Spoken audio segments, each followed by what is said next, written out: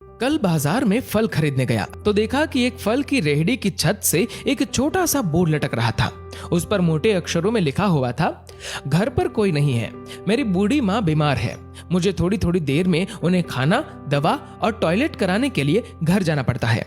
अगर आपको जल्दी है तो अपनी मर्जी से फल तोल ले, रेट साथ ही में लिखे हैं, पैसे कोने पर गत्ते के नीचे रख दे, धन्यवाद। अगर आपके पास पैसे नहीं हो तो आप मेरी तरफ से मुफ्त ले जाना, इजाजत है। मैंने इधर उधर देखा, पास पड़े तराजू में 2 किलो सेब तोले, दर्जन भर केले लिए, बैग में डाले, प्राइस लिस्ट से कीमत देखी, पैसे निकालकर गत्ते को उठाया। वहां 100, 50 और 10-10 के नोट पड़े थे। मैंने भी पैसे उसमें रखकर उसे ढक दिया, बैग उठाया और अपने फ्लैट पर लौट आया।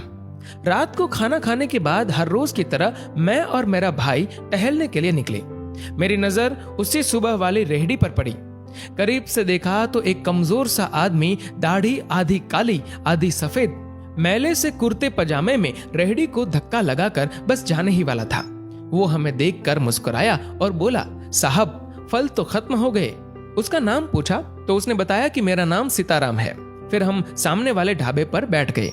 चाय आई। वो कहने लगा, पिछले 3 साल से मेरी माँ बिस्तर पर है, कुछ पागल सी भी हो गई है और अब तो लकवा भी मार गया है। मेरी कोई संतान नहीं है, बीवी मर गई है, सिर्फ मैं हूं और मेरी माँ। माँ की देखभाल करने वाला कोई नहीं है, इसलिए मुझे ही हर वक्त माँ का ख्याल रखना पड़ता है।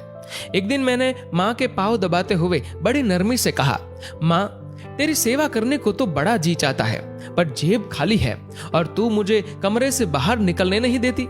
कहती है तू जाता है तो जी घबराने लगता है। तू ही बता मैं क्या करूं, न मेरे पास कोई जमा पूंजी है। ये सुनकर माँ ने हाँफते कांपते उठने की कोशिश की। मैंने तकिए की टेक लगवाई। उन्होंने जुर्रियों वाला चेहरा उठाया, अपने कमजोर हाथों को ऊपर उठाया, मन ही मन राम जी की स्तुति की। फिर बोली, तू रेहड़ी वहीं छोड़ाया कर, हमारी किस्मत में जो होगा हमें इसी कमरे में बैठकर मिलेगा। मैंने कहा, माँ क्या बात करती हो, मैं रेहड़ी वहां छोड़ाऊंगा तो कोई चोर उचक्का सब कुछ ले जाएगा। आजकल कौन किसका लिहाज करता है और बिना मालिक के कौन फल खरीदने आएगा।